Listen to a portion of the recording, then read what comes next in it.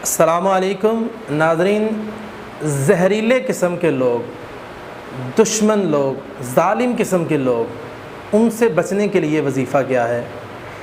آپ چلتے پھرتے کم از کم 101 بار اس وظیفے کو پڑھیں۔ وہ وظیفہ کیا ہے؟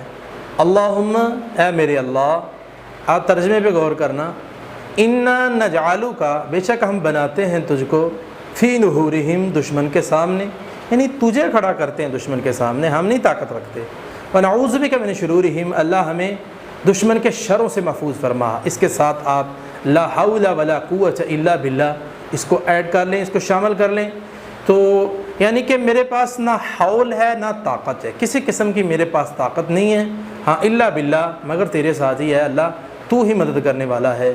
تو ناظرین، اگر اس وظیفے کو آپ صحیح معنی کے اندر شروع کر دیں، انشاءاللہ تعالی اللہ آپ کی جان دشمن سے بچا لے گا، آپ کو محفوظ کر لے گا۔